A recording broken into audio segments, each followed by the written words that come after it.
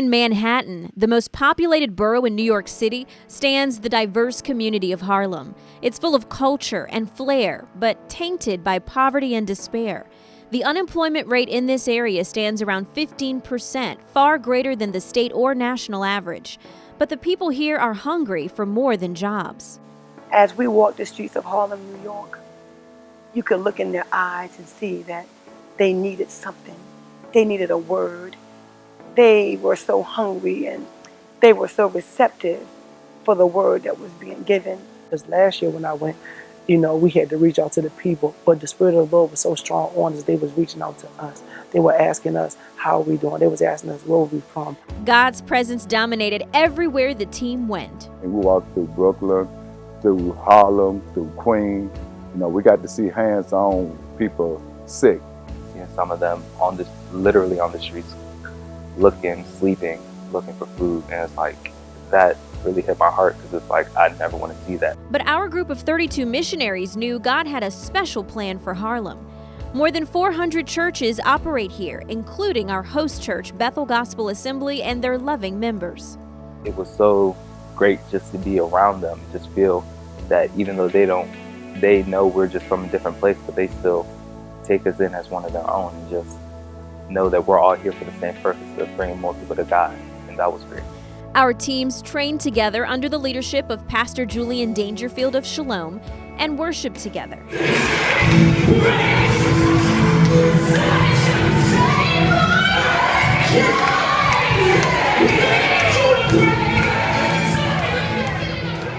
And on Saturday, they set out to embark on Operation Spiritual Thunder. 100 ministers spread across 100 street corners, winning souls for Christ. Elder Nicholas prayed with some ladies on the street that were just pulling on her, and I mean serious prayers, They were going through different things. And even people belonging to other religions received salvation, including a young Muslim man and a Hindu man Peter met. He said, I'm doing fine. I said, can I tell you a little bit about Jesus? He said, well, I'm Hindu. All I know is Hindu. All I ever believed in my life was Hindu. I was born Hindu. I'm going to die Hindu. I said, okay. I said, well, would you like to know anything about Jesus? He said, I've heard about Jesus, but you can take time out, to share what you want to say about Jesus. But I'm telling you right now, I'm a Hindu. I said, understandable. And I said, I want you to know Jesus is faithful. And Jesus is the reason why me and you are even alive and breathing today. God sent his son on the cross, which was Jesus, to die for our sins. And would you like to receive him today? And sure enough, he just threw the cigarette out and said, sure, I will receive him freely. And so when we repeated the sinner's prayer, he told me how uplifted he was. He told me, thank you for being concerned about him. He converted just like that. In some cases, God used smiles and hugs to bring people to him. And at other times, the Lord used personal testimonies. I had a chance to witness to a young man by the name of Andy in the park. He actually wanted deliverance from cigarettes. I had a history of smoking, and I was delivered from cigarettes for over 30 years. And as I gave him my testimony, all I could see in his eyes were, I hope you're telling me the truth. He didn't know the Lord, and he received Christ right on the spot. He did not flinch.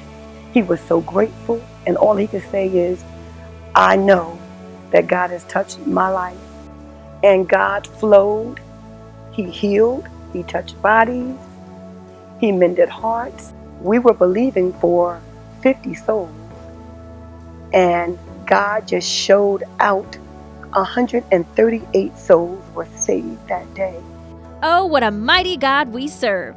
We thank him for the 138 new souls in the kingdom, the hundreds of lives changed through prayer, and the countless seeds of love planted through Harlem. And I just thank Bishop and co-pastor for all that they do, the vision that they push. And the fact that I was able to go Jeffrey was amazing. And just allowing me to see what they brought me out there to see in itself was great. I can only be grateful for that. From the heart, I love you. I love you. I love Mt.Gilead.